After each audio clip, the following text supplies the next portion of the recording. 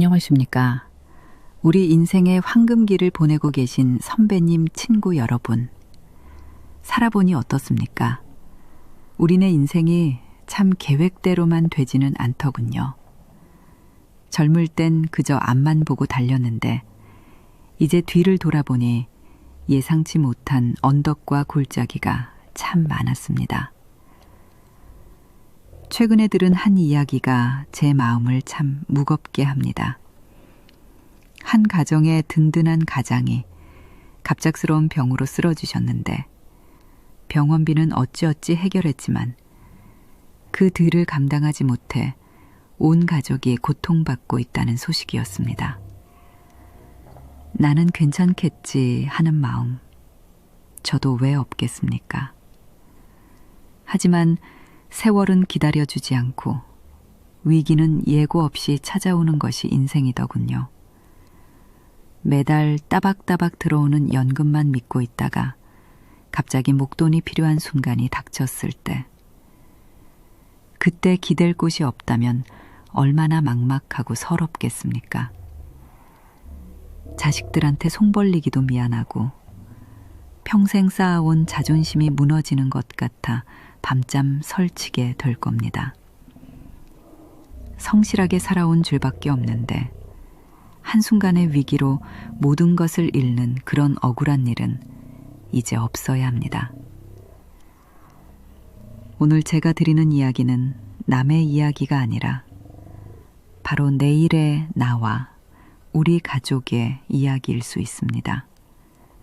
부디 잠시만 귀를 기울여 주십시오. 경기도 안산, 햇볕이 잘 들지 않는 오래된 아파트 8층, 복도를 따라 걸으면 맨 끝 삐걱이는 현관문 너머로 김도연 어르신의 하루가 시작됩니다.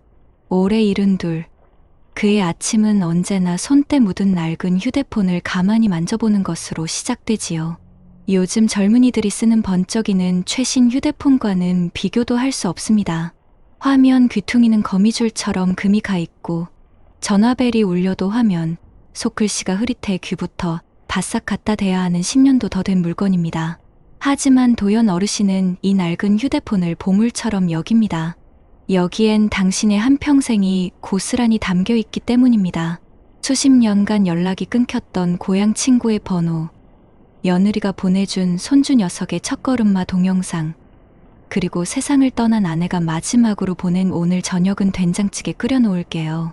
늦지 마소 하는 짧은 문자까지, 이 작은 기계는 그의 살아온 세월 그 자체였습니다. 도연 어르신은 60대 후반까지 기름 냄새 밴 작업복을 입고 살았습니다. 40년 가까이 공장에서 쇠 깎는 소리, 기계 돌아가는 소리를 자장가 삼아 한평생을 보냈지요. 그렇게 평생의 땀과 눈물을 바쳐 퇴직하던 날, 그의 손에 들린 것은 퇴직금 1억 2천만 원이 든 통장이었습니다. 아내와 함께 저녁상에 마주 앉아 통장을 보며 말했습니다. 여보, 우리도 이제 고생 끝났네. 이 정도면 자식들한테 손 안 벌리고 우리 둘이 알콩달콩 살기엔 충분하겠지. 아내는 말없이 눈시울만 붉혔습니다. 은퇴 후의 삶은 소박했지만 더없이 행복했습니다. 아내와 손잡고 시끌벅적한 시장 골목을 누비고 저녁이면 동네 공원 정자에 앉아 오랜 친구들과 장기 한 판을 두는 것이 낙이었습니다. 매달 90만 원씩 나오는 연금은 부족한 듯했지만 두 식구 살림엔 더없이 고마운 돈이었고, 퇴직금은 은행에 고이 넣어두고 이자를 받으니 마음 한편이 든든했습니다. 낡은 휴대폰 액정 속에서 환하게 웃는 손주 사진을 들여다볼 때면 그래, 이만하면 참 잘 살아왔다 싶어 가슴이 뿌듯해지곤 했습니다. 하지만 행복은 그리 길지 않았습니다. 시련이라는 놈은 늘 예고 없이 가장 행복한 순간을 골라 찾아오더군요. 작년 가을, 하나뿐인 아들 진수가 어두운 얼굴로 집을 찾아왔습니다. 현관에 들어서는 아들의 축 처진 어깨를 보는 순간, 도연 어르신의 가슴은 이미 철렁 내려앉고 있었습니다.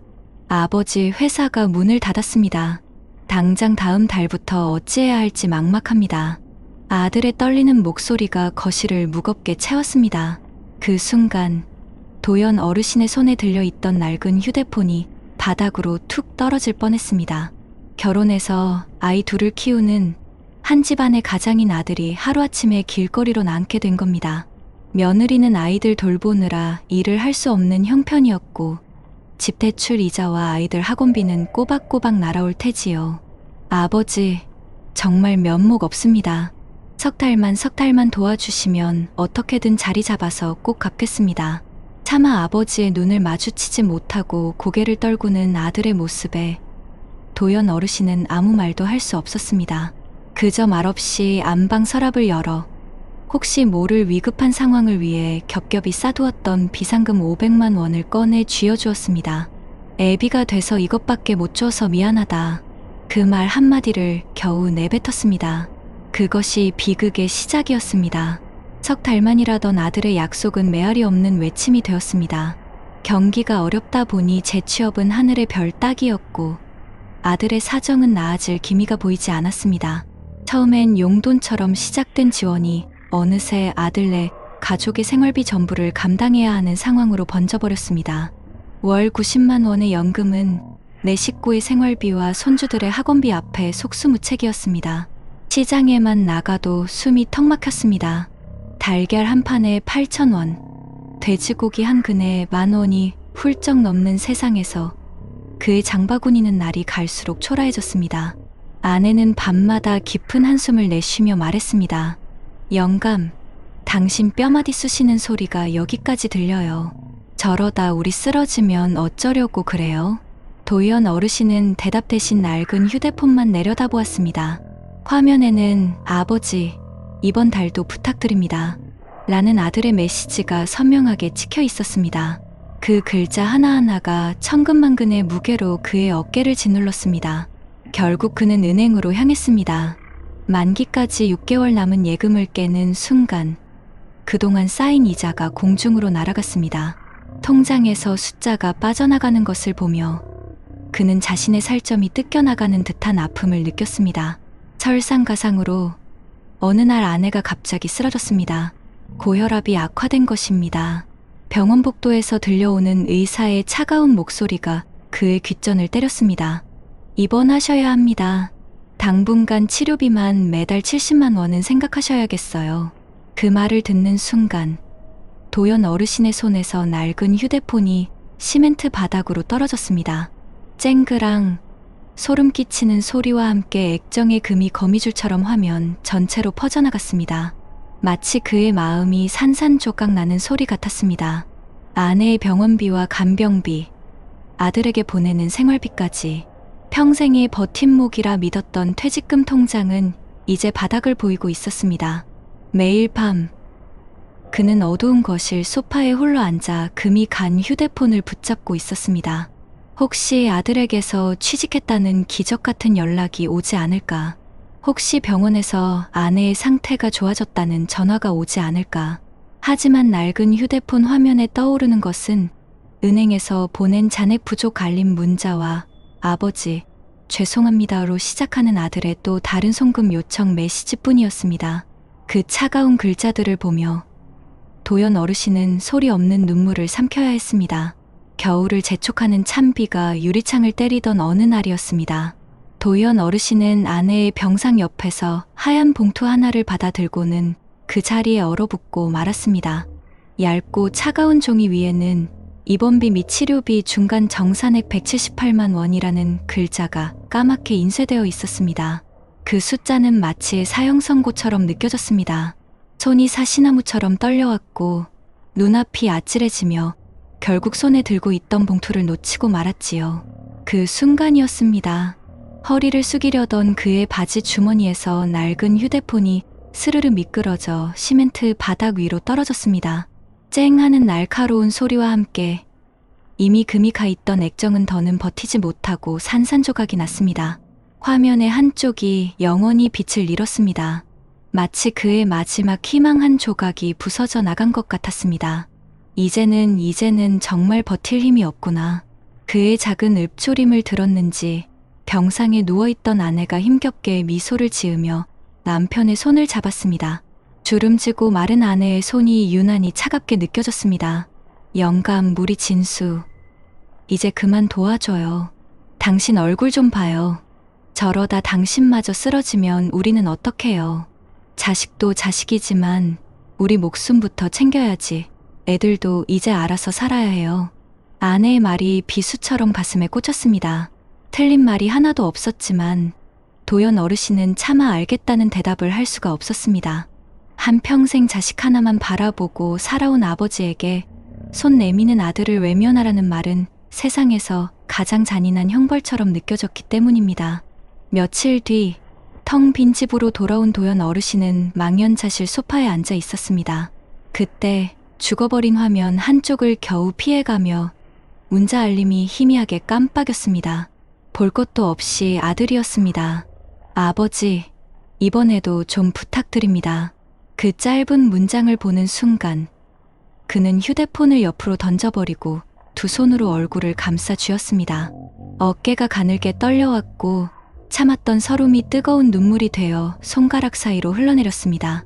퇴직금 통장은 이미 반 토막이 났고 연금 90만 원은 아내의 약값과 병원비만으로도 모자랐습니다. 더는 기댈 곳도 물러설 곳도 없는 벼랑 끝이었습니다. 그날 밤 도연 어르신은 잠들지 못하고 깨진 휴대폰 액정을 하염없이 들여다보고 있었습니다. 손주 녀석의 사진, 친구들과 주고받은 안부 메시지를 무의미하게 넘기던 그의 손가락이 한 지점에서 멈췄습니다. 몇 해 전 아직 아내가 건강했을 때 보내온 낡은 문자 하나. 여보, 오늘따라 당신 어깨가 참 무거워 보여요. 너무 무리하지 말아요. 당신 건강이 우리 가족의 전부예요. 그 문장을 읽는 순간 그의 가슴이 와르르 무너져 내렸습니다. 그때는 그저 잔소리처럼 들렸던 아내의 걱정이 이제는 뼈를 애는 유언처럼 가슴에 박혔습니다. 자신이 지켜야 했던 것은 아들의 당장의 생활비가 아니었습니다. 바로 아내의 남은 생과 자신의 마지막 자존심, 두 사람의 위태로운 노후였다는 것을 너무 늦게 깨달은 것입니다. 다음 날 아침 도연 어르신은 큰 결심을 하고 아들에게 전화를 걸었습니다. 깨진 액정 너머로 들려오는 연결음이 유난히 길게 느껴졌습니다. 아버지, 마침 전화 잘하셨어요. 아들의 말이 채 끝나기도 전에 도연 어르신은 떨리는 목소리를 가다듬고 입을 열었습니다. 아들아, 애비가 더는 버틸 수가 없구나. 내 어미는 병원에 누워있고 내 통장은 바닥이 났다. 이제부터는 내 살림 내가 책임져야 한다. 내가 여기서 무너지면 내 어미는 누가 돌보고 너를 멀리서나마 응원해줄 아비가 어디 있겠냐. 소화기 너머로 긴 침묵이 흘렀습니다. 이윽고 아들의 울먹이는 목소리가 들려왔습니다. 죄송합니다. 아버지, 제가 다 잘못했습니다. 전화를 끊은 뒤 도연 어르신은 한참 동안이나 낡은 휴대폰을 손에 쥐고 있었습니다. 여전히 깨진 화면이었지만 이상하게도 평생을 짓누르던 무거운 짐 하나가 스르르 내려가는 듯했습니다. 김도연 어르신의 이야기가 어머님, 아버님, 혹시 남의 일처럼 들리십니까? 이것은 어느 특별한 사람의 이야기가 아닙니다. 지금 이 순간에도 대한민국 수많은 부모님들이 자식 걱정에 밤잠을 설치고 예고 없이 찾아온 병마 앞에서 속절없이 무너지고 있습니다. 2025년 통계에 따르면 이 땅에 부모님 14넷은 여전히 성인 자녀를 경제적으로 돕고 있으며 그 때문에 자신의 노후 자금이 말라가는 고통을 겪고 있다고 합니다. 70대 이상 어르신의 한 해 평균 의료비는 500만 원을 넘어섰습니다. 매달 받는 연금만으로는 감당하기 벅찬 너무나 무서운 현실입니다. 도연 어르신의 깨진 휴대폰은 바로 우리 모두의 위태로운 노후를 비추는 거울입니다. 그 안에는 우리네 살아온 세월과 가족을 향한 사랑이 담겨 있지만 그저 들여다보고만 있다고 해서 금이 간 액정이 저절로 붙지는 않습니다. 위기는 내일 들어올 연금을 기다려주지 않습니다. 위기의 순간에 필요한 것은 오늘 당장 꺼내 쓸 수 있는 현금입니다. 어머님, 아버님, 지금 당장 자식이나 사랑하는 배우자가 아프다 하면 망설임 없이 꺼내줄 수 있는 돈이 얼마나 있으십니까? 300만 원입니까? 아니면 1000만 원입니까? 그 숫자가 바로 우리네 인생의 마지막 자존심을 지켜줄 최후의 보루일지도 모릅니다. 이제는 누군가에게 기대는 삶이 아니라 우리 스스로를 지킬 최소한의 안전망을 준비해야 할 때입니다. 60대 남성이 통장 잔고 12만 원 남기고 병원비 800만 원을 맞았습니다. 퇴직 후 즐기려다 남은 건 빚뿐이었습니다. 여러분, 이게 먼 나라 얘기 같으신가요? 경기도 성남에 사는 62세 박용철 씨는 퇴직 후 시간을 좀 여유롭게 보내고 싶었습니다. 고생한 자신에게 주는 선물이라며 스쿠버 다이빙도 배우고 친구들과 골프도 시작했죠. 처음엔 건강을 위해서라고 말했지만 1년 반이 지나고 나니 보험은 해지됐고 통장엔 몇십만 원이 전부였습니다. 내가 평생 번 돈이 다 어디 갔지? 그는 이렇게 말했습니다. 혹시 여러분도 비슷한 생각 해보신 적 있나요? 열심히 살았고 자식들 다 키웠고 이제 나를 위해 살아야지 싶었는데 막상 통장은 텅 비고 미래는 더 막막해지는 느낌. 요즘은 병원비도 무섭고 물가도 오르고 손주 용돈까지 부담인데 그저 내 인생 한 번쯤은 나도 즐기고 싶어서 시작했던 취미생활이 오히려 내 노후를 갉아먹는 흉기가 되어 돌아오는 경우가 적지 않습니다. 그런데 더 무서운 건 이런 일이 생각보다 흔하다는 사실입니다. 이미 수많은 분들이 나만을 위한 인생을 살고 싶다는 마음으로 소비를 시작했다가 노후 파산으로 이어지는 길목에 서 계십니다. 오늘 이 영상에서는 그 치명적인 실수의 흐름을 하나하나 짚어보려 합니다. 끝까지 보신다면 지금 멈춰야 할 씀씀이와 정말 나를 위한 삶이 무엇인지 분명히 찾으실 수 있을 겁니다. 본격적인 영상 시작 전에 구독과 좋아요는 영상 제작에 정말로 큰 힘이 됩니다. 또한 오늘의 영상에는 위에 말씀드린 내용과 관련된 대한민국에서 일어나고 있는 비참한 사례 한 가지와 그와 반대되는 사례를 소개해드리겠습니다. 여러분들이 다 들어보시고 어느 쪽이 내가 원하는 노후의 인생인지 생각해보시는 시간이 되시기 바라겠습니다. 외국계 대기업 부장 은퇴 후 낡은 골프백을 마주하다. 최도윤 씨는 63세, 서울 송파구에 거주하며 외국계 가전회사에서 35년 근무 후 부장으로 은퇴했다. 업무는 치밀했고 인맥도 넓었다. 퇴직 당시 받은 퇴직금은 5억 6천만 원. 인생 2막은 나를 위한 삶이라며 계획도 준비도 철저했다. 그는 퇴직 다음 주부터 골프장에 나가기 시작했다. 회사 다닐 때 못다한 여유를 누리고 싶었다. 마침 지인들이 있는 골프 모임에서 준회원권을 추천해 주었다. 9천만 원에 구입한 수도권 골프장 준회원권, 그는 투자라 여겼다. 이 정도 여유는 누려야죠. 라며 아내도 고개를 끄덕였다. 그 뒤 매주 3번 이상 라운딩, 연습장은 거의 매일 출근했다. 드라이버, 퍼터, 클럽, 골프화까지 최신 모델로 교체했다. 중고 사이트에 내놓은 기존 장비엔 먼지만 쌓였다. 카카오톡 프로필은 골프장 사진으로 바뀌었고 인스타그램에는 식사와 스코어 사진이 가득했다. 이제 이게 내 삶이야. 라며 도윤 씨는 활짝 웃었다. 문제는 1년 후였다. 총 지출 1억 7천만 원. 퇴직금의 3분의 1이 골프비, 모임비, 장비, 여행, 렌트카로 빠져나갔다. 생활비와 고정 지출은 아내 명의 예금으로 충당 중이었다. 아내는 점점 말이 줄었다. 전기료, 관리비, 식비도 빠듯한데 남편은 다음 주 제주 골프 예약을 잡았다. 둘째 딸이 결혼 준비로 연락했을 때 도윤 씨는 골프 중이었다. 결혼은 내가 알아서 하라고 말한 게 상처가 됐다. 딸은 한동안 연락을 끊었다. 골프장 멤버들 사이에서도 회비 미납으로 소문이 났다. 요즘 최 부장님 분위기 안 좋아. 말은 돌았고 도윤 씨는 모임에 나가지 않았다. 어느 날 아내가 낡은 골프백을 현관 밖에 꺼내뒀다. 이제 좀 내려놓으면 안 돼요? 조용한 말 한마디에 도윤 씨는 한참을 침묵했다. 그 골프백은 그의 지난 10년이 담긴 상징이었다. 출장 가기 전 새벽에도 연습했던 시간, 성과를 내고 보너스를 받은 날 샀던 첫 드라이버. 하지만 지금은 바퀴도 헐고 손잡이도 벗겨져 있었다. 도윤 씨는 현관 바닥에 앉아 골프백을 다시 안으로 들여놓았다. 이게 내 유일한 취미였는데 그는 중얼거렸다.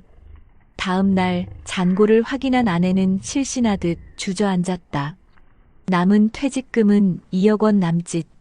하지만 그중 절반은 주식형 펀드로 묶여 있고 유동성 자산은 1억이 채 되지 않았다. 고등학생인 막내 아들의 대학 등록금, 부부의 노후 의료비, 생활비를 고려하면 상황은 절박했다. 우리 지금 줄이지 않으면 몇 년 못 버텨요. 아내는 단호했다. 도윤 씨는 몇 달째 내놓은 회원권이 아직도 팔리지 않는다는 사실이 더 충격이었다. 그날 밤 그는 거실불도 켜지 않은 채 소파에 앉아 있었다. 손에는 와인잔이 들려 있었지만 입은 말이 없었다. 탁자 위엔 동그랗게 접힌 골프장 영수증이 수북했다. 수백만 원이 한 달 사이 사라진 기록이었다. 그는 한 장 한 장 찍기 시작했다. 그러다 멈췄다.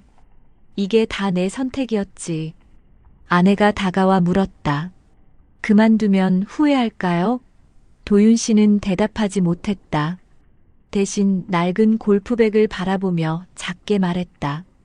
이젠 좀 멀리 보내줘야 할 것 같아. 그날 새벽 골프백은 베란다 창고로 옮겨졌다. 그렇게 조용히 내려놓은 것이다.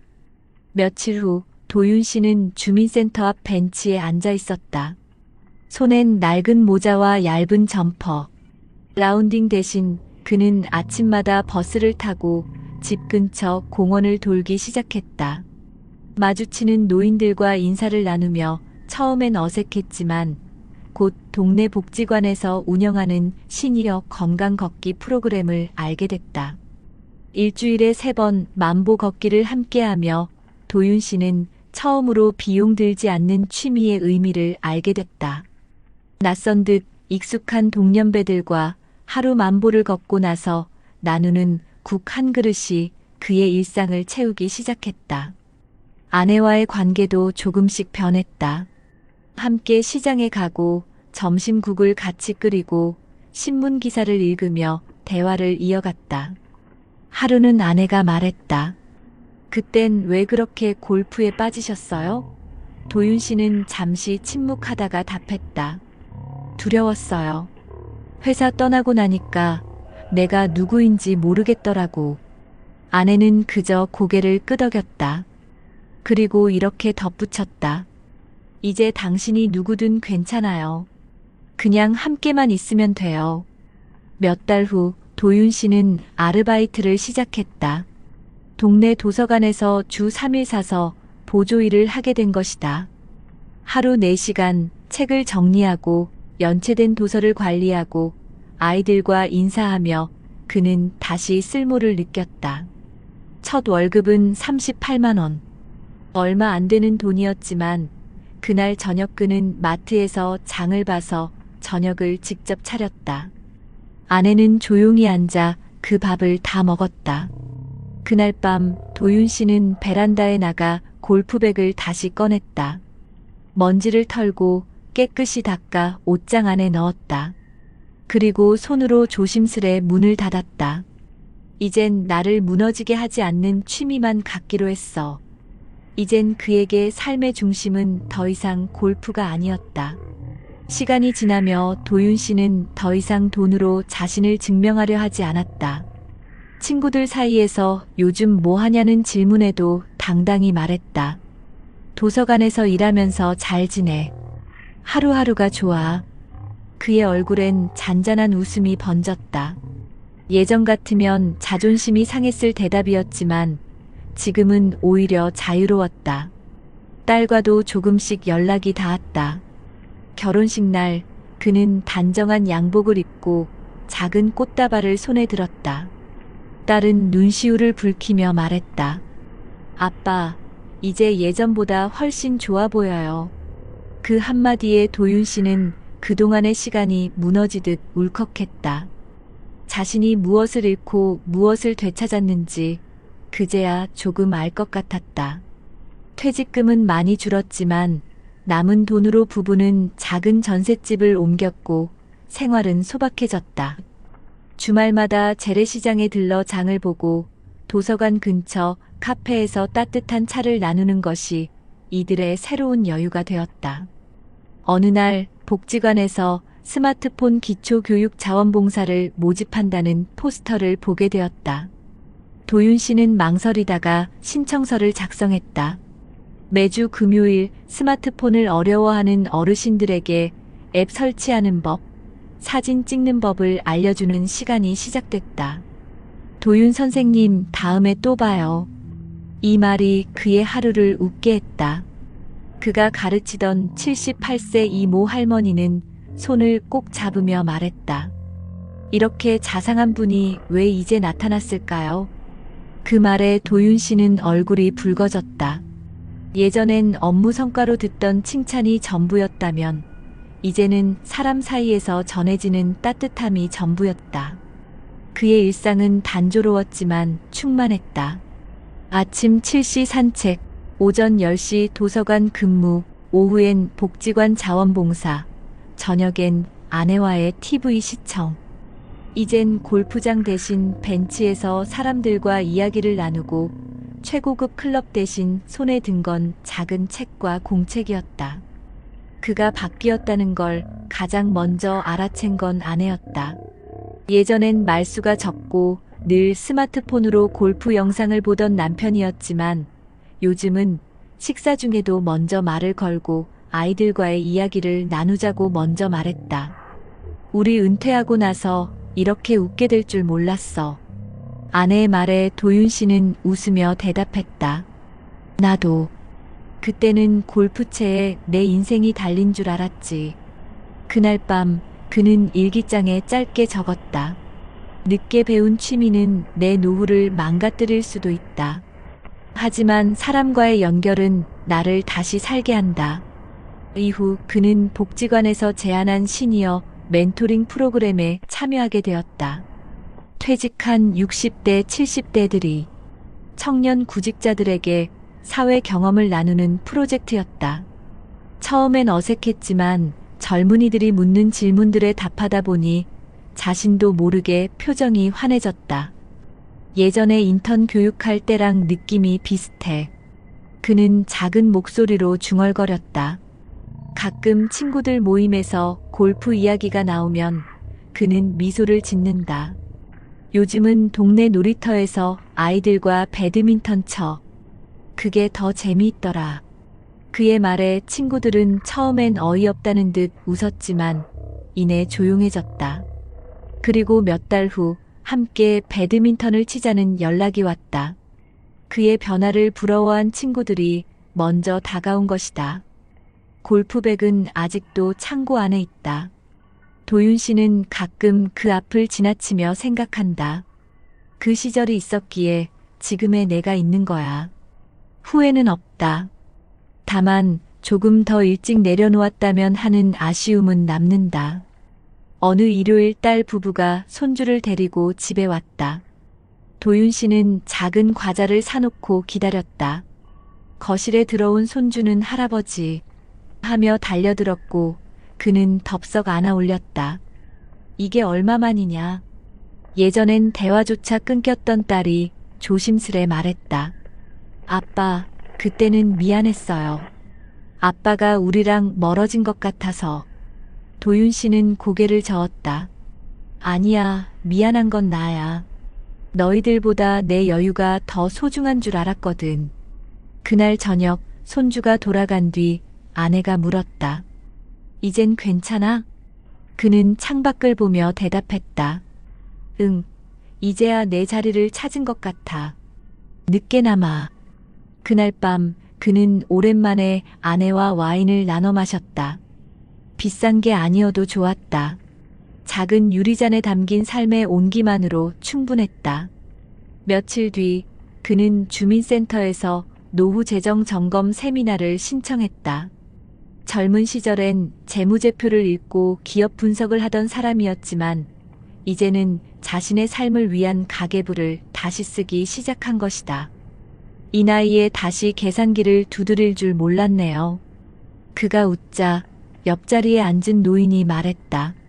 그게 사는 맛이죠. 그는 작은 노트를 하나 만들었다. 나를 위한 노후 기록. 그 안에는 월 고정 지출, 자녀 자산, 향후 예상 의료비, 자녀 지원 계획, 그리고 하고 싶은 것 목록이 적혀 있었다. 그 첫 줄엔 이렇게 써 있었다. 내가 즐기되 나를 망치지 않는 것만 하자. 이제 그는 더 이상 허황된 여유를 쫓지 않는다. 친구들에게도 말한다. 지금 내 취미는 나와 내 가족이 웃을 수 있는 걸 찾는 거야. 누군가는 그게 뭐 그리 대단하냐고 했지만 도윤 씨는 알았다. 그 말이 얼마나 어렵고 중요한 말인지. 퇴직 후의 삶은 두 번째 기회가 아니었다. 그에겐 첫 번째 진짜 인생이었다. 어느 늦가을 아침 도윤 씨는 아내와 함께 단풍이 물든 공원을 산책했다. 예전 같았으면 이 시간에 골프장이었지. 그의 말에 아내가 웃으며 말했다. 이제야 가을이 예쁜 줄 알겠죠? 그는 고개를 끄덕였다. 이게 진짜 삶이었네. 공원 벤치에 앉아 그는 손을 꼭 잡은 아내를 바라봤다. 고마워. 기다려줘서. 아내는 조용히 대답했다. 같이 버틴 거야. 우리 둘 다. 이제 도윤 씨에게 여유란 골프장이 아니라 따뜻한 국 한 그릇, 아내의 미소, 손주의 손길, 그리고 오늘 하루를 버틸 수 있는 체력이다. 그는 알게 됐다. 진짜 노후의 행복은 고급스러운 취미나 돈이 아니라 무너지지 않고 꾸준히 살아낼 수 있는 일상의 리듬이라는 걸. 그의 삶은 화려하지 않지만 단단해졌다. 이제 그는 매일 아침 거울을 보며 자신에게 말한다. 충분해. 지금 이대로도. 그날 이후로 그는 다시 매일 아침을 일찍 시작했다. 손에는 책 한 권, 마음에는 여유 한 줌. 이제 더 이상 그는 무언가를 증명하려 하지 않는다. 그냥 오늘 하루 아내와 함께 웃을 수 있다면 그것으로 충분했다. 이제 최도윤 씨의 삶엔 속도가 없다. 하지만 방향은 분명하다. 무너졌던 노후는 다시 천천히 단단히 세워지고 있었다. 오늘도 그는 고요한 새벽에 창밖을 바라보며 중얼거린다. 이제야 진짜 나로 사는구나. 그리고 그 골프백은 지금도 베란다 구석에 조용히 놓여 있다. 먼지는 쌓였지만 그에겐 여전히 소중한 상징이다. 무너졌던 자존심, 휘청이던 삶, 그리고 다시 일어선 용기를 담고 있기 때문이다.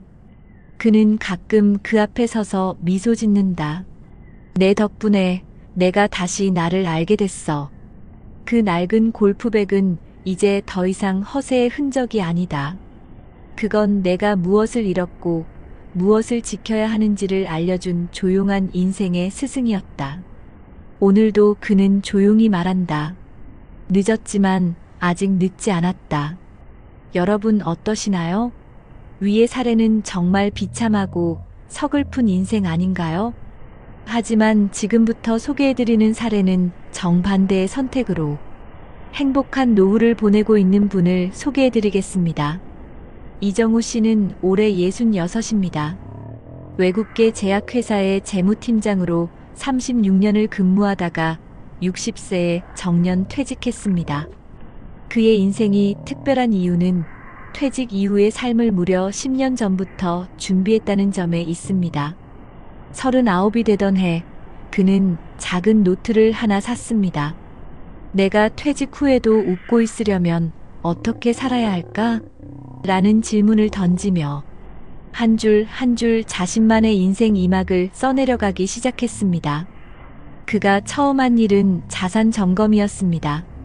서울 외곽에 있는 25년 된 아파트 한 채, 예금 2억 3천만 원, 퇴직금 예상액은 3억 원. 그는 한 가지 원칙을 정했습니다. 내가 가진 돈 안에서만 산다. 절대 과시하지 않는다.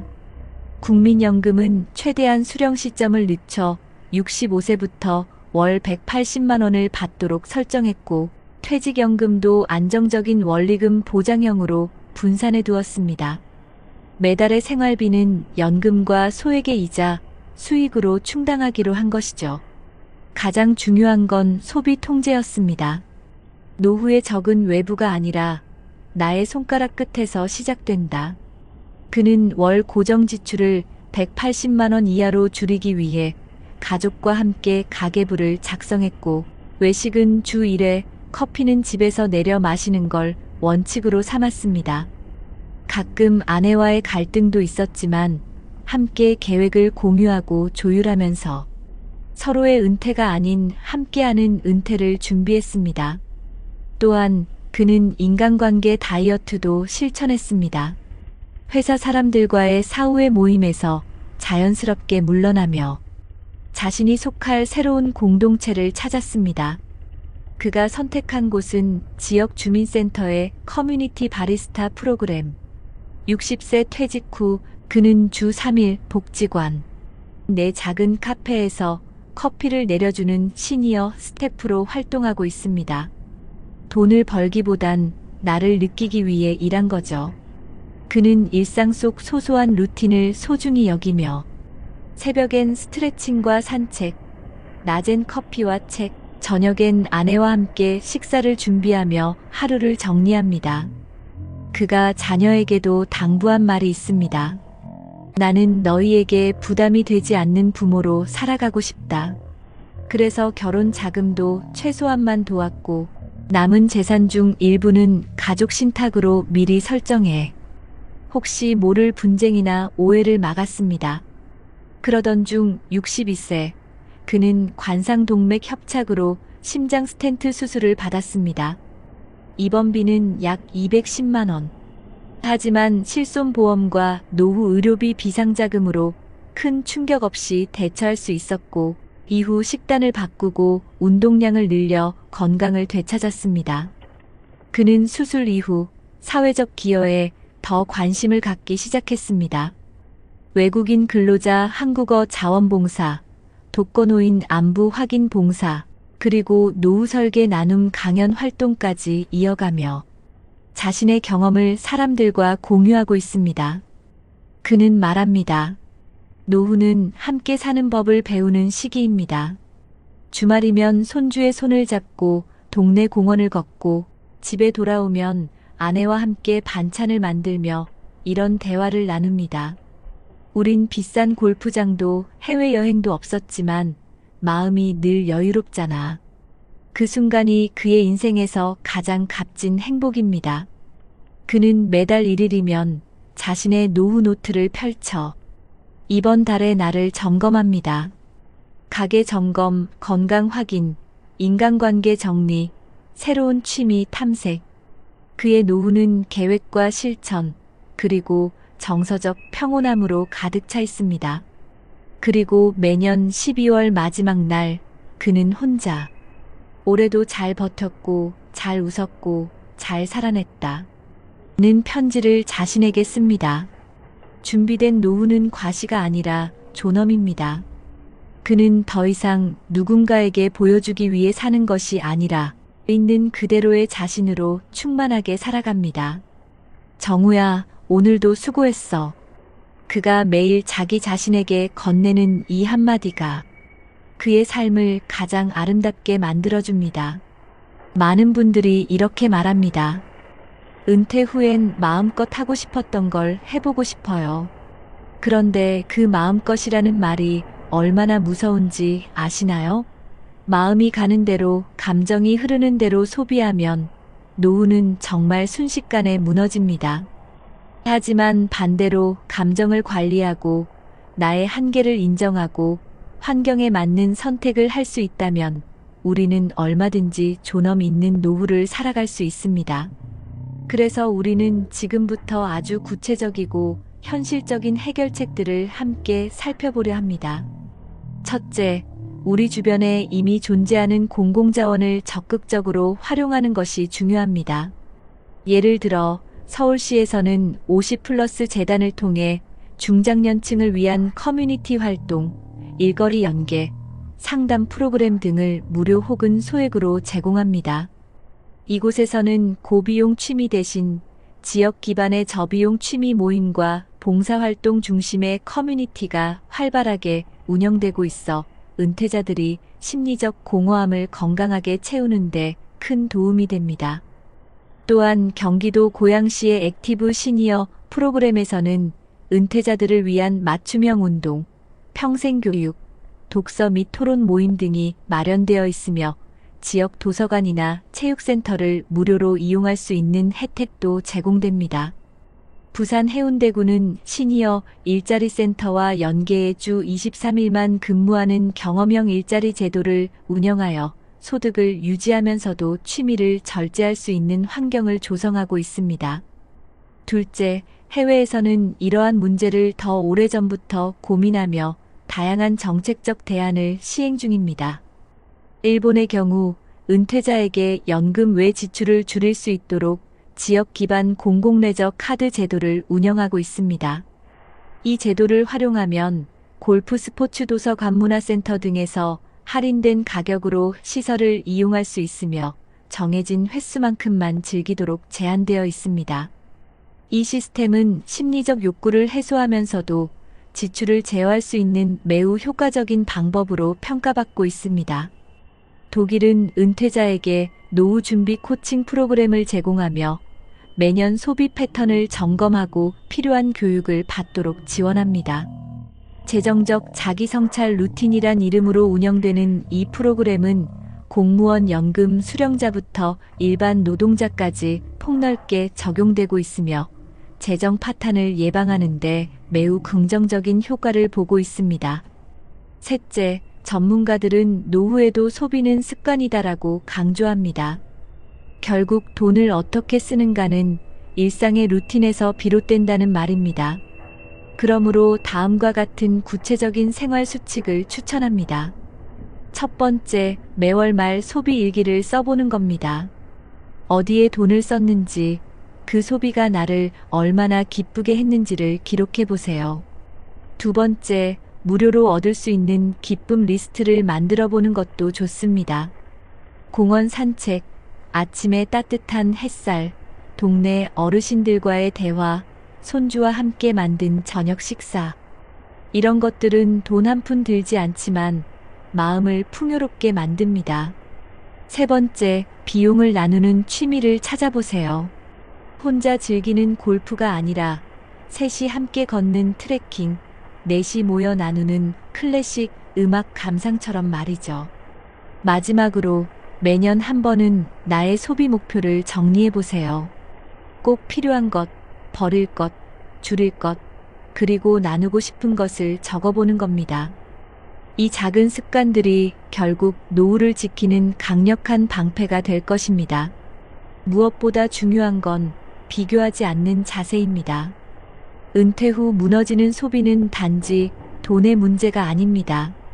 남들과 같아야 한다는 감정, 내가 누리지 못한 걸 이제라도 누려야 한다는 집착이 문제의 근원입니다.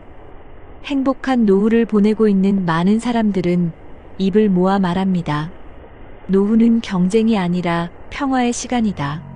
나만의 속도, 나만의 방식, 그리고 나만의 가치로 살아가는 사람들만이 진짜 안정과 만족을 누릴 수 있습니다. 이제는 많이 벌어야 좋은 노후라는 낡은 공식을 버려야 할 때입니다. 대신 적게 써도 충분히 행복할 수 있다는 새로운 공식을 받아들이는 것입니다. 그리고 그 시작은 거창하지 않습니다. 오늘 하루 내가 지출한 영수증 하나를 다시 들여다보는 것에서 출발하면 됩니다. 지금 이 순간의 작은 선택이 10년 후 나의 삶을 바꿉니다. 실제로 서울 관악구에 사는 68세 박정민 어르신은 퇴직 후 골프 대신 동네 복지관에서 우쿨렐레를 배우기 시작했습니다. 처음엔 서툴렀지만 지금은 친구들과 작은 동호회를 만들어 동네 경로당에서 공연도 다닙니다. 비용은 월 1만 원 이내, 오히려 자원봉사로 더 큰 보람을 느낀다고 합니다. 이처럼 방향만 잘 잡으면 노후는 훨씬 더 단단하고 따뜻해질 수 있습니다. 여러분의 노후는 어떤가요? 지금 내가 즐기고 있는 소비가 나를 행복하게 해주고 있나요? 아니면 남의 시선을 의식한 선택은 아니었나요? 이런 질문에 솔직해질 때 우리는 비로소 나다운 노후를 준비할 수 있습니다. 지금부터라도 조심스럽게, 그러나 용기 있게 내 삶을 점검해 보세요. 정부나 지자체의 도움도 받을 수 있고, 가족들과 솔직한 대화를 나눠볼 수도 있습니다. 나를 위해, 그리고 나를 사랑하는 사람들을 위해 절제된 소비와 꾸준한 점검을 실천하는 것. 그것이 결국 지혜로운 노후로 가는 길입니다. 행복은 결국 내 삶에 맞는 균형에서 비롯된다는 사실 잊지 마세요. 한 해외 시니어 연구소의 보고서에서는 이렇게 말합니다. 은퇴 후 소비 습관은 그 사람의 지난 삶을 고스란히 반영한다. 그만큼 무의식적이고 자동적인 행동이라는 겁니다. 그래서 더욱 경계해야 합니다. 특히 경제적 자유라는 단어에 현혹되기 쉬운 이 시기엔 자유보다 책임이 더 중요합니다. 독일의 한 노후 재정 전문가도 강조합니다. 은퇴자들에게 필요한 건 더 많은 돈이 아니라 덜 후회할 소비 구조다. 우리가 매일 하는 소비는 결코 사소하지 않습니다. 작은 지출 하나가 내일의 여유, 그리고 10년 뒤의 안정과 직결되기 때문입니다. 이제 우리는 한 걸음씩 내딛어야 합니다. 지역사회 안에서의 연결, 감정에 흔들리지 않는 소비 습관, 그리고 나만의 기준을 세우는 용기. 이 세 가지가 모이면 어떤 상황에서도 무너지지 않는 노후를 만들 수 있습니다. 결국 노후는 어떻게 살 것인가의 질문이고, 그 답은 지금 우리가 내리는 작은 결정들 속에 있습니다. 여러분, 오늘 하루 무엇을 선택하시겠습니까? 어떤 사람은 말합니다. 나는 지금이 제일 자유로워요. 뭐든 할 수 있어요. 하지만 그 자유는 방향을 잃은 순간 부메랑처럼 돌아와 우리 삶을 무너뜨릴 수 있습니다. 진짜 자유는 선택의 책임을 질 수 있을 때 주어집니다. 나의 소비, 나의 시간, 나의 인간관계. 이 모든 것의 중심을 잡을 수 있어야 비로소 우리는 안정된 노후라는 항구에 닿을 수 있습니다. 여러분의 삶이 무너지지 않기 위해 지금부터 하나씩 실천해 보세요. 아침마다 영수증을 정리해 보는 것부터 지역 복지관의 프로그램을 하나 찾아 신청해 보는 것까지 작은 행동이 쌓이면 인생이 바뀝니다. 그리고 그 변화는 결코 멀리 있지 않습니다. 어쩌면 지금 이 글을 읽고 있는 바로 이 순간부터가 새로운 시작일지도 모릅니다. 우리 모두에게는 제이막의 인생이 있습니다. 그 인생이 불안하고 초조한 나날이 아니라 따뜻하고 단단한 시간들로 채워지길 바랍니다. 그 출발은 거창한 계획이 아닙니다. 단 한 번의 신중한 선택, 한 번의 절제된 소비, 그리고 한 번의 용기 있는 점검에서 시작됩니다. 지금 바로 그 첫걸음을 내디뎌 보세요. 여러분의 삶이 더 단단해지고 더 따뜻해질 것입니다. 우리의 노후는 더 이상 막연한 미래가 아닙니다. 지금 우리가 살아가는 바로 이 순간이 곧 노후의 일부입니다. 그러니 오늘 하루를 낭비하지 마세요. 오늘을 잘 사는 것이 곧 내일의 안정이고 모레의 기쁨입니다. 진짜 후회 없는 노후를 위해 지금 이 순간부터 우리가 바꿀 수 있습니다. 바로 당신의 선택으로부터. 지금이 아니면 늦습니다. 당신의 미래는 당신의 손에 달려 있습니다. 행복한 노후는 멀리 있지 않습니다. 오늘 당신이 내딛는 그 한 걸음이 바로 그 시작입니다. 지금 당신의 노후를 다시 설계해 보세요. 많은 분들이 이렇게 말합니다. 은퇴 후엔 마음껏 하고 싶었던 걸 해보고 싶어요. 그런데 그 마음것이라는 말이 얼마나 무서운지 아시나요? 마음이 가는 대로, 감정이 흐르는 대로 소비하면 노후는 정말 순식간에 무너집니다. 하지만 반대로 감정을 관리하고 나의 한계를 인정하고 환경에 맞는 선택을 할 수 있다면 우리는 얼마든지 존엄 있는 노후를 살아갈 수 있습니다. 그래서 우리는 지금부터 아주 구체적이고 현실적인 해결책들을 함께 살펴보려 합니다. 첫째, 우리 주변에 이미 존재하는 공공자원을 적극적으로 활용하는 것이 중요합니다. 예를 들어 서울시에서는 50플러스 재단을 통해 중장년층을 위한 커뮤니티 활동, 일거리 연계, 상담 프로그램 등을 무료 혹은 소액으로 제공합니다.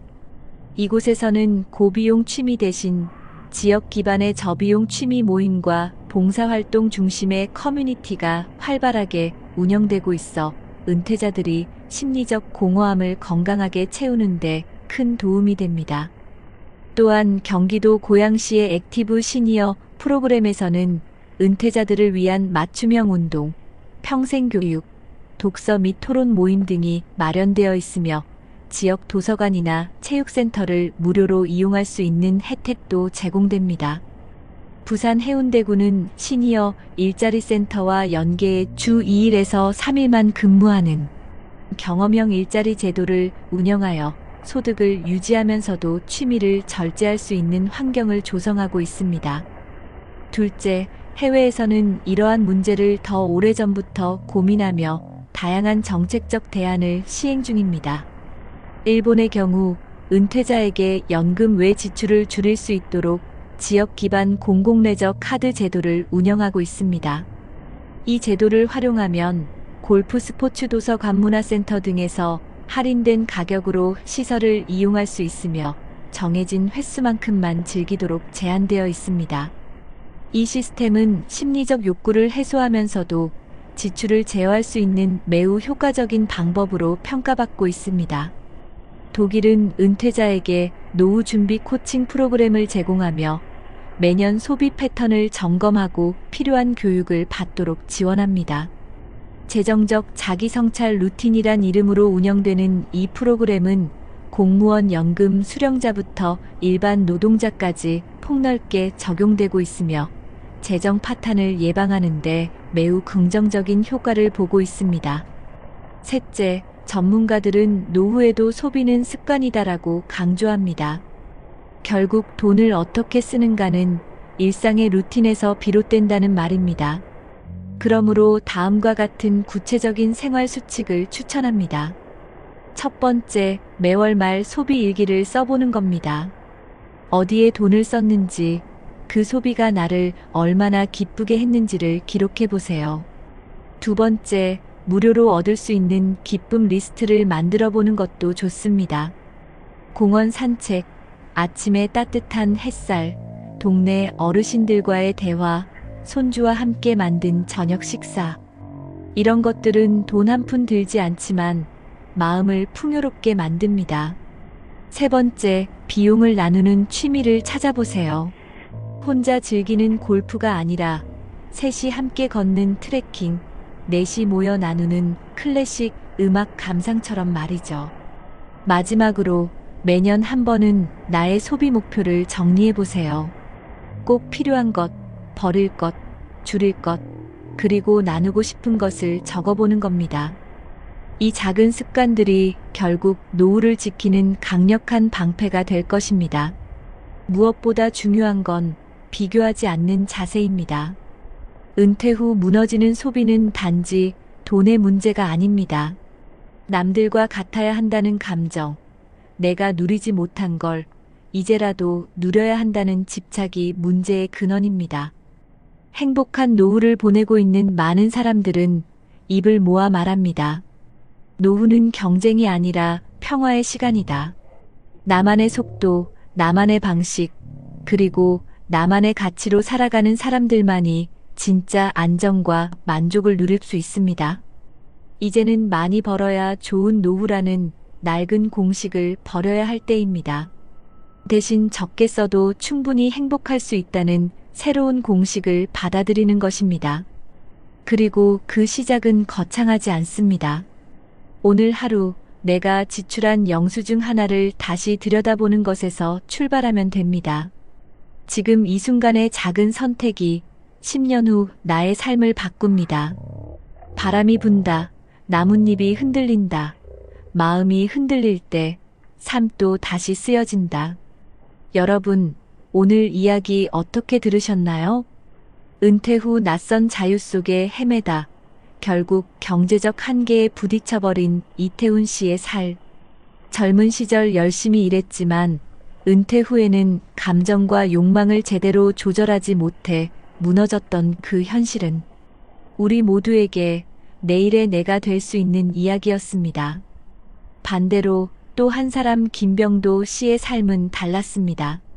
그는 자산이 크지 않아도 자신의 경제력을 정확히 파악했고 허용 대신 절제를 택했죠. 지역 복지관의 프로그램을 적극 활용하며 단출하지만 따뜻한 노후를 만들고 있습니다. 소소한 취미, 조용한 일상 속에서도 그는 말합니다. 지금이 제일 행복합니다. 누구와도 비교하지 않고 나답게 사는 게 참 좋습니다. 이 둘의 차이는 어디서 왔을까요? 큰 돈의 유무도 아니고 특별한 운도 아닙니다. 바로 선택입니다. 어떤 길을 걸을지, 어떤 마음으로 노후를 맞이할지, 그 작은 차이가 인생의 마지막 장을 완전히 다르게 만들었습니다. 여러분, 우리 모두는 여전히 선택할 수 있습니다. 지금이라도 방향을 바꿀 수 있고 작게나마 준비를 다시 시작할 수 있습니다. 욕망보다 균형을, 비교보다 평화를 선택할 수 있습니다. 그리고 그 선택이 바로 사랑하는 가족을 지키고 나를 지키는 길이 될 것입니다. 혹시 지금 너무 늦지 않았을까 고민하고 계신가요? 하지만 절대 늦지 않았습니다. 오늘 이 영상을 본 이 순간이 바로 새 출발의 시작입니다. 여러분의 인생은 아직 끝나지 않았습니다. 여러분의 노후는 아직 따뜻하게 피어날 수 있습니다. 그러니 우리 함께 조금 더 신중하게, 조금 더 지혜롭게, 그리고 무엇보다 나답게 살아보는 건 어떨까요? 눈물로 마무리하는 인생이 아니라 미소로 되새김질할 수 있는 인생을 위해 지금 함께 걸어가 보시죠. 노후에 원룸 건물 사면 노후 충분히 보장된다며? 내가 등신이지. 여러분, 혹시 이런 생각 해보신 적 있으신가요? 내가 모아둔 돈으로 작은 원룸 건물을 사두면 노후는 든든하겠지라고요. 그런데 최근 뉴스 보셨나요? 수도권에 사는 60대 한 남성은 퇴직금을 들여 원룸 건물을 샀지만 공실이 늘어나고 수리비만 수백만 원이 나가 결국 빚더미에 올랐다고 합니다. 가족과의 갈등까지 커져서 노후를 지켜줄 안전망이 오히려 삶을 무너뜨린 거죠. 여러분도 혹시 나도 언젠가 저런 상황이 될 수 있지 않을까? 하는 불안감 드시나요? 지금 알지 못하면 여러분의 노후 자산도 조용히 새어나갈 수 있습니다. 이미 많은 분들이 같은 고민을 하고 있고 늦기 전에 대비한 사람만이 살아남고 있습니다. 오늘 영상 끝까지 보신다면 이 문제를 해결할 방법을 함께 찾으실 수 있을 겁니다. 본격적인 영상 시작 전에 구독과 좋아요는 영상 제작에 정말로 큰 힘이 됩니다. 김태수 씨는 60을 간 넘긴 남성이었다. 평생을 대기업 제약회사에서 근무하며 부장 자리까지 올랐던 그는 회사에서 성실함의 대명사로 불릴 만큼 꾸준히 일했다. 늘 정장을 곱게 차려입고 출근하던 그는 회사 식당에서 밥을 먹고 늦은 밤 야근을 하고 주말이면 간신히 가족과 시간을 보냈다. 그렇게 정신없이 달려온 세월 끝에 맞이한 정년퇴직. 그의 손에 쥐어진 퇴직금은 대략 1억 5천만 원 남짓이었다. 평생 모아둔 퇴직금과 약간의 저축은 앞으로의 노후를 든든하게 해줄 것 같았다. 아내 이정숙 씨와 둘이서만 살아갈 집과 생활비 정도는 충분하다고 생각했다. 그러던 어느 날 주변에서 원룸 건물 이야기가 흘러들어왔다. 요즘은 원룸 하나 사두면 월세가 꼬박꼬박 들어와. 은행 이자보다 훨씬 낫다더라. 회사 동료였던 후배가 그렇게 말하던 목소리가 아직도 귓가에 맴돌았다. 금리가 높아졌다고 하지만 은행에 돈을 넣어두는 것보다는 직접 건물을 운영하며 임대 수익을 얻는 게 더 낫다는 조언이었다. 태수 씨는 오래 고민하다 결국 결정을 내렸다. 서울 외곽 역세권이라고 광고하던 다가구 원룸 건물을 매입한 것이다. 처음에는 모든 것이 좋아 보였다. 계약 직후 들어온 첫 월세 입금 문자에 그는 가슴이 벅차올랐다. 매달 몇십만 원씩 들어오는 돈은 퇴직 후 느껴본 적 없는 안정감이었다. 냉장고 위에 첫 월세 입금이라고 적은 종이를 붙여두며 아내와 함께 소주 한 잔을 나눴다. 낡은 냉장고는 오래되어 문이 잘 닫히지 않았지만 그날만큼은 부부에게 소중한 희망의 상징 같았다. 하지만 평화는 오래가지 않았다. 몇 달 지나지 않아 첫 번째 사건이 터졌다. 세입자가 나가고 방을 확인했더니 벽지에는 담배 냄새가 진동을 했고 화장실 타일엔 곰팡이가 까맣게 번져 있었다. 청소업체를 불렀더니 기본 비용이 수십만 원, 도배 비용까지 합치면 한 달치 월세가 고스란히 날아갔다. 태수 씨는 처음엔 한 번쯤은 있을 수 있지라며 애써 넘겼다. 하지만 문제는 계속 반복되었다. 겨울이 되자 수도 배관이 얼어붙어 세입자로부터 항해 전화가 쏟아졌다. 한밤중에 수리기사를 불러야 했고 그 비용 역시 만만치 않았다. 아내는 이럴 줄 알았으면 그냥 은행에 넣어두지 왜 이렇게 힘든 길을 택했냐고 타박을 했다. 냉장고 위에 붙여두었던 첫 월세 입금 쪽지는 어느새 구겨져 찢겨 있었고 매달 들어오는 돈보다 나가는 돈이 더 많아지자 부부의 말다툼은 점점 잦아졌다. 갈등은 가족 안으로 파고들었다. 딸은 결혼을 앞두고 아버지에게 도움을 청했지만 태수 씨는 이미 대출 상환에 허덕이고 있었다. 아빠, 집 문제 좀 도와줄 수 없어? 라는 딸의 말에 그는 차마 고개를 들지 못했다. 원룸 건물을 사둔 덕분에 가족을 지켜줄 수 있으리라 믿었던 그는 오히려 그 건물 때문에 가장에게 기대던 가족의 신뢰를 잃어가고 있었다. 아내는 부엌에서 낡은 냉장고 문을 열다 말고 중얼거렸다. 이 냉장고처럼 우리 인생도 문이 덜컥거리는 것 같아. 게다가 경제 상황은 날로 악화되고 있었다.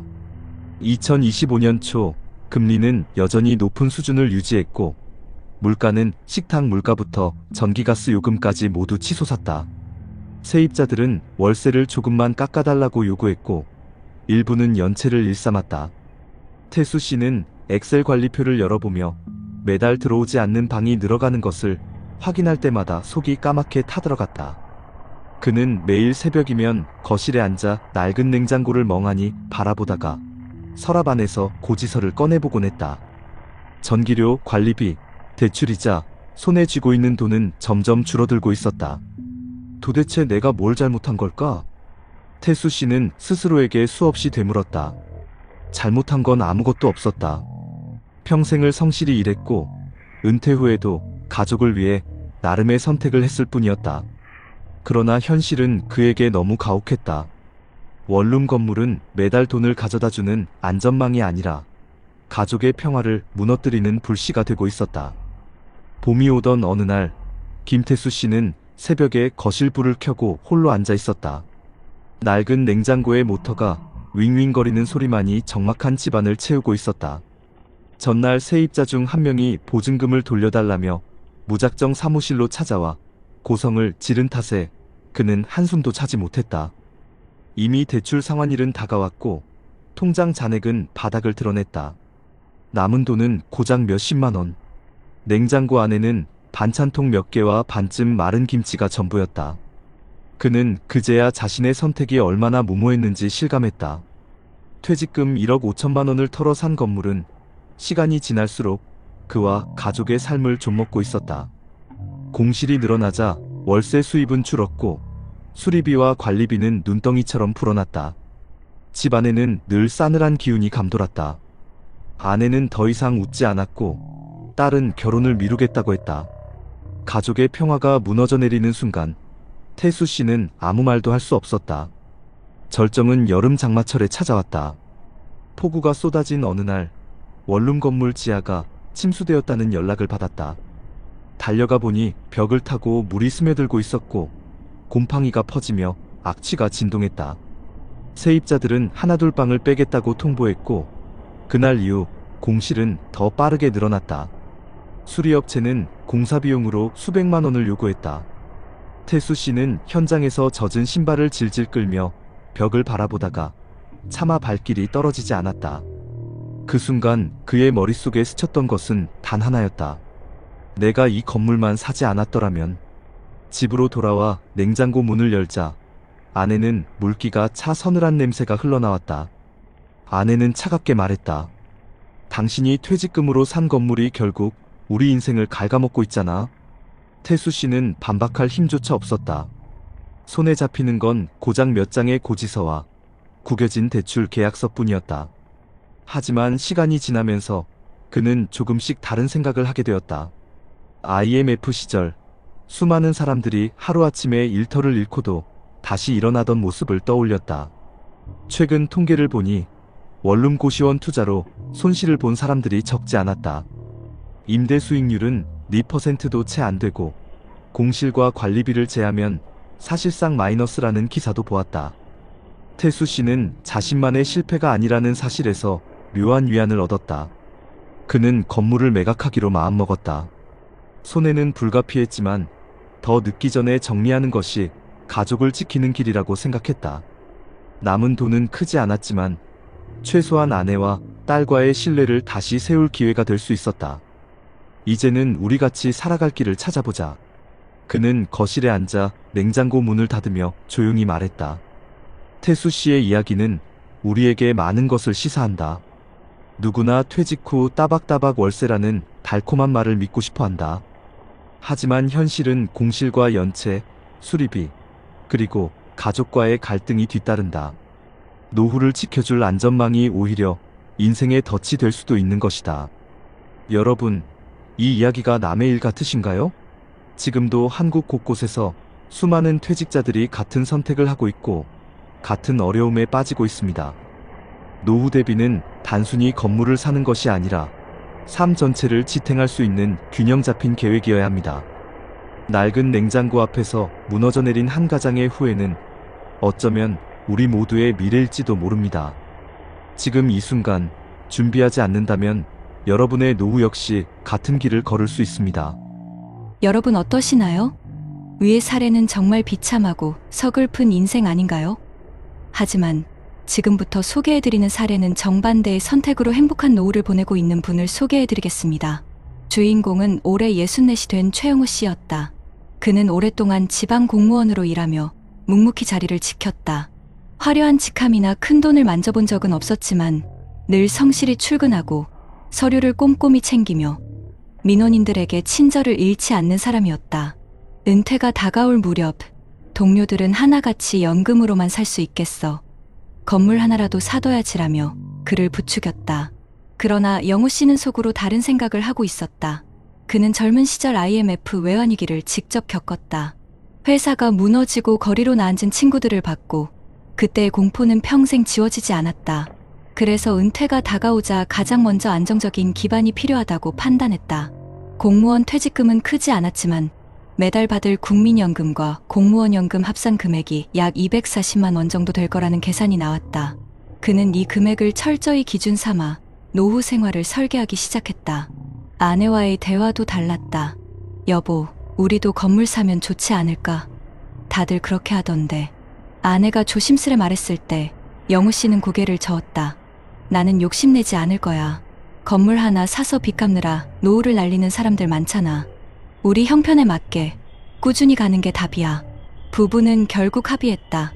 대신 은퇴 전부터 조금씩 넣던 연금저축펀드와 ISA를 유지하고 생활비 외에 남는 돈은 지출을 줄여 안정적인 채권형 펀드와 분산 투자에 넣기로 했다. 하지만 갈등이 아예 없었던 것은 아니었다. 주변 사람들의 시선과 압박은 생각보다 거셌다. 고등학교 동창 모임에 나갔을 때 친구들은 야, 너 아직도 월세 수입 없냐? 요즘은 원룸 몇 개만 있어도 편하다더라라며 은근히 부러움을 자극했다. 어떤 친구는 나 지난달에 세입자 새로 들어와서 계약금 받았어. 진짜 든든하다니까라며 술잔을 기울였다. 그날 집으로 돌아오는 길에 영우 씨는 마음이 흔들렸다. 나도 괜히 고집 부리는 건 아닐까? 혹시 내가 잘못된 선택을 하는 건 아닐까? 거실에 앉아 낡은 스탠드 불빛을 바라보며 그는 깊은 한숨을 내쉬었다. 그러나 곧 냉정을 되찾았다. 매달 꼬박꼬박 들어올 연금 액수를 다시 계산해 보았다. 생활비를 줄이고 의료비를 대비하고 만약의 경우를 위해 예비 자금을 따로 두면 충분히 살아갈 수 있다는 결론이 나왔다. 순간적으로 흔들렸지만 그는 다시 마음을 다잡았다. 그럼에도 현실은 만만치 않았다. 2025년 현재 한국의 물가는 여전히 가파르게 오르고 있었다. 전기가스 요금은 연초에 또다시 인상되었고 마트 장바구니 물가도 체감상 2배는 오른 듯했다.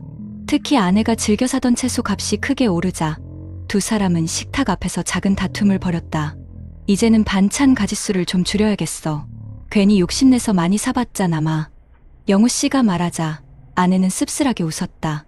그래도 우리 사는 건 아직 괜찮은 거지? 옆집 할머니는 아들이 원룸 투자 잘못해서 매달 돈 없다고 하더라. 그 말에 영우 씨는 조용히 고개를 끄덕였다. 불안정한 수익 대신 안정적인 연금을 택한 자신의 선택이 틀리지 않았음을 새삼 느꼈다. 하지만 동시에 주변에서 들려오는 수많은 투자 성공담은 여전히 그를 괴롭히곤 했다. 갈등은 늘 내면에서 반복되었다. 안정과 욕심 사이에서 그는 매일 스스로를 설득해야 했다. 어느 주말 저녁, 부부는 집 거실에서 텔레비전을 보고 있었다. 뉴스에서는 원룸 건물 침수로 세입자들이 줄줄이 퇴거하는 장면이 보도되었다. 한 중년 남성이 카메라 앞에서 퇴직금 다 날리고 이제는 집도 지키기 힘들다고 울먹였다. 아내는 곧장 영우 씨를 바라보며 말했다. 여보, 당신 선택이 맞았어. 욕심 부리지 않고 여기까지 온 게 얼마나 다행인지 몰라. 그 말에 영우 씨는 오랜만에 미소를 지었다. 그러나 아직 안심하기는 이른 상황이었다. 고물가, 고금리 시대에 언제 무슨 변수가 생길지 몰랐기 때문이다. 자녀 결혼, 예상치 못한 병원비, 사회적인 경제 불황. 그는 여전히 작은 불안을 안고 있었다. 하지만 한 가지는 분명했다. 그는 빚에 쫓기며 가족과 등을 돌린 사람들과는 전혀 다른 길을 걸어가고 있다는 점이었다. 시간은 흘러 최영우 씨의 은퇴 생활도 어느덧 5년 차에 접어들었다.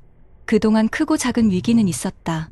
아내가 무릎 수술을 받아야 했을 때는 병원비 걱정으로 잠을 설쳤고 아들이 갑작스레 이직을 하면서 몇 달 동안 생활비를 조금 도와주기도 했다. 하지만 매달 들어오는 연금이 있었기에 삶이 무너지지는 않았다. 적어도 대출 고지서에 쫓기며 잠 못 이루는 밤은 없었다. 절정은 지난해 겨울에 찾아왔다. 영우 씨 본인이 심장 질환으로 큰 수술을 받게 된 것이다. 수술비와 입원비가 상당했지만 미리 들어둔 실손보험과 연금으로 버틸 수 있었다. 병원 침대에 누워 천장을 바라보던 그는 옆 병실에서 들려오는 한 환자의 대화를 들었다. 그 환자는 퇴직금으로 원룸 건물 샀다가 다 날렸어. 지금은 치료비도 없어 가족들에게 빚지고 있다라고 한탄하고 있었다. 순간 영우 씨는 가슴이 먹먹해졌다. 자신도 잠깐 욕심을 냈더라면 저 사람처럼 됐을 수도 있다는 생각이 들었다. 수술 후 회복하는 동안 그는 아내와 많은 대화를 나눴다. 아내는 병실 창가에 앉아 조용히 말했다. 여보, 우리가 지금까지 무리하지 않고 지낸 게 이렇게 큰 힘이 될 줄 몰랐어. 당신이 아니었다면 우리도 빚에 쫓기고 있었을 거야. 그 말에 영우 씨는 눈가가 촉촉해졌다. 안정적인 현금 흐름이 주는 힘은 단순한 돈의 문제가 아니라 가족의 평화를 지켜주는 버팀목이라는 사실을 절실히 깨달은 것이다. 전환의 계기는 퇴원 후에 찾아왔다. 건강을 회복한 그는 아내와 함께 동네 복지관에서 진행하는 시니어 재무 강좌에 참여했다. 거기서 비슷한 나이대의 사람들을 만나 이야기를 나누며 더욱 확신을 얻었다. 저는 퇴직금으로 작은 건물 샀다가 공실 때문에 고생 중이에요. 저는 무리하지 않고 연금과 적립식 투자만 했는데 지금은 오히려 마음이 편합니다. 서로 다른 경험담 속에서 영우 씨는 자신이 걸어온 길이 결코 틀리지 않았음을 확인했다. 그는 이후 생활 습관에도 변화를 주었다. 매달 들어오는 연금의 일부를 꾸준히 저축해 손자 교육비로 따로 모으기 시작했고 아내와는 집 근처 공원을 함께 걷는 것을 일과로 삼았다. 돈으로만 채워지지 않는 삶의 만족감을 찾는데 초점을 맞춘 것이다. 그의 집 거실에는 오래된 스탠드 불빛 아래 가족 사진이 걸려 있었는데 사진 속 모두가 웃고 있었다. 그 웃음은 비록 큰 부자가 된 웃음은 아니었지만 빚에 쫓기지 않고 마음 편히 지은 웃음이었다. 그리고 무엇보다 중요한 건 가족과의 관계였다. 아들은 이직 후 안정적으로 자리를 잡았고 딸은 결혼해 아이를 낳았다. 주말이면 가족들이 모여 식탁을 함께 둘러앉았다. 아내는 시장에서 사온 제철 채소로 정성스레 반찬을 만들었고 손자는 거실을 뛰어다니며 환하게 웃었다. 그 모습을 바라보며 영우 씨는 속으로 중얼거렸다. 이게 바로 내가 원하던 노후야. 욕심내지 않고 지킬 수 있는 걸 지켜낸 덕분이지. 여러분, 남의 일 같지 않으신가요? 누구나 은퇴 후엔 조금 더 벌고 싶다는 마음이 생깁니다. 하지만 욕심이 과하면 삶을 망치기도 합니다. 반대로 자신의 형편에 맞는 현실적인 선택을 하면 이렇게 가족과 함께 웃으며 나이 들어갈 수 있습니다. 지금 한국 사회는 여전히 고물가와 고금리의 시대를 살고 있습니다. 잘못된 선택 하나가 평생의 노후를 흔들 수 있습니다. 그러나 안정적인 연금, 꾸준한 저축, 그리고 가족과의 믿음을 지켜낸다면 노후는 충분히 행복할 수 있습니다. 최영우 씨의 이야기는 그 증거입니다. 여러분, 현실을 조금 더 냉정하게 들여다볼까요? 먼저 가장 최근 한국의 부동산 통계를 보면 2025년 1분기 기준 전국 오피스텔의 평균 임대 수익률이 5.51%, 수도권은 5.4%, 지방은 5.93%에 달했으며 특히 대전은 7.83%, 광주 6.46%, 세종 6.4%처럼 지방광역시 일부는 수익률이 훨씬 높다는 수치가 나옵니다. 하지만 여기서 착시가 발생할 수 있다는 점도 반드시 짚고 넘어가야 합니다. 한국부동산원의 자료에 따르면 매매 가격이 연속적으로 하락하고 있는 상황이기 때문에 수익률이 높아 보이는 것은 그냥 수치만 그렇다는 뜻일 수 있다는 지적도 있습니다. 그뿐만 아니라 글로벌 데이터도 눈여겨볼 필요가 있는데요. 예를 들어 서울의 아파트 평균 수익률은 대략 4.3% 수준. 이는 아시아 다른 도시들과 비교했을 때 크게 높은 편은 아니었습니다. 한편 임대료 상승폭 역시 제한적입니다. 한국부동산원의 임대지수에 따르면 서울은 연 2.7%, 인천 3.8%, 경기 2.1% 정도의 월세 인상이 있었고 장기적으로는 큰 상승 추세가 아니라는 걸 보여줍니다. 그리고 구조적 변화도 중요합니다. 한국에서는 과거 전세 중심이었지만 최근엔 임대소득 비율 RIR은 약 15.8%, 주택가격 대비 임대료 비율 PIR은 약 26%라는 수치가 나왔습니다. 이는 집값 대비 월세 수준이 상대적으로 낮아져 투자자 입장에선 수익만 보고 달려들기엔 구조적으로 부담이 있다는 것을 의미합니다. 해외 사례를 보면 예컨대 호주의 경우에는 시드니 평균 수익률이 약 3.2%, 멜버른은 3.4%, 브리즈번은 4.3%, 퍼스는 4.8%, 캐나다는 4.2% 등으로 한국의 일부 지역 수익률보다 낮지만 공실률이 매우 낮아 실질 현금 흐름이 비교적 안정적이라는 점도 참고할 만합니다. 요약하자면 한국의 원룸 오피스텔 투자 수익률은 표면적으로는 5% 내외로 매력적으로 보이지만 매매가 하락, 높은 초기 자금, 공실 리스크, 그리고 한국의 전세에서 월세, 구조 변화까지 고려해야 진짜 수익성을 평가할 수 있습니다. 즉, 단순 수익률만 보고 월세가 따박따박 들어온다고 믿기 전에 철저한 구조 분석과 현실적인 시뮬레이션이 반드시 필요하다는 사실, 여러분도 공감하시죠? 여러분, 이제는 월세 투자로 노후를 보호한다는 환상이 아니라 실제로 작동하는 제도들을 정확히 알고 활용할 때입니다. 최근 살펴본 사례들처럼 부동산 투자만이 아니더라도 정부와 지자체가 이미 제공 중인 다양한 주거, 안정 시스템이 현실적인 해결책 될 수 있습니다. 예를 들어 서울시에서는 신혼청년 전세보증금 대출이자 지원 프로그램을 통해 전세보증금 대출이자에 대해 제한적인 금리 감면을 해주고 있는데요. 2020년부터 2023년까지 총 8만 9천 명이 혜택을 받았습니다. 뿐만 아니라 서울 도심에는 종합임대지원센터가 운영되고 있어서 주택임대 관련 법률 상담, 분쟁 해결, 금융지원까지 한 번에 받을 수 있도록 서비스하고 있습니다. 또한 전국적으로는 국토교통부가 운영하는 청년월세 한시 특별지원 제도가 있어 만 19세부터 34세 이하의 무주택 청년에게 월 최대 20만 원씩 최대 24개월간 직접 월세를 지원해줍니다. 이 제도는 2025년부터는 프리랜서, 비정규직, 고시원 또는 쉐어하우스 거주자까지도 대상이 확대되어 접근성이 더욱 좋아졌다는 점이 큰 특징입니다. 심지어 지방자치단체 차원에서도 인천에서는 신혼부부 및 예비부부를 위해 하루 1,000원 꼴의 초저가 월세, 즉 1,000원하우스라는 공공임대 모델을 운영해 매달 약 3만 원의 월세로 안정적인 주거를 제공하고 있고, 부산시, 광주시 등 여러 광역자치단체는 청년 월세 지원으로 매달 20만 원씩 최대 24개월간 지원하는 정책을 실시 중입니다.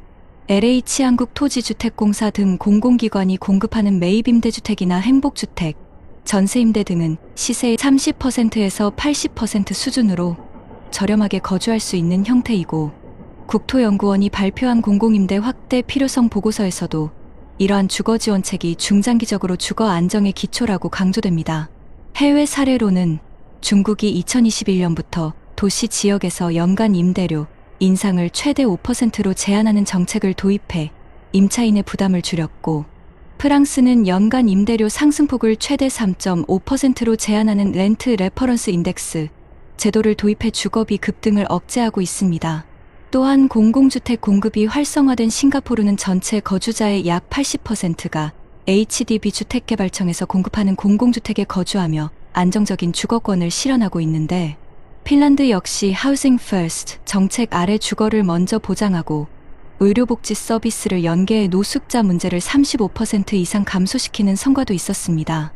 요약하자면 국내에서는 청년 월세 지원, 지자체 초저가 공공임대, 전세보증금 이자 감면, 공공임대 주택 공급 등이 현실적인 대안이고, 해외에서는 임대료 인상폭 제한, 공공주택 중심 모델, 주거 우선 정책 등이 참고할 만한 효과적인 모델입니다.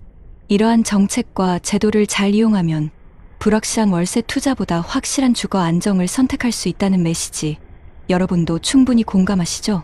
낡은 냉장고 앞에서 고개 숙인 남자, 따뜻한 거실에서 가족과 웃는 남자, 두 인생의 갈림길은 결국 작은 선택에서 시작되었다. 여러분, 오늘 우리는 두 사람의 이야기를 함께 들었습니다.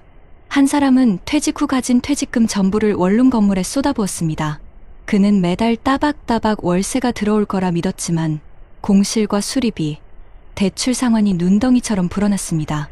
결국 그 건물은 가족의 행복을 지켜주는 울타리가 아니라 삶을 짓누르는 무거운 짐이 되어버렸습니다. 거실 한쪽 낡은 냉장고 앞에서 그는 차마 가족의 눈을 바라볼 수 없었습니다.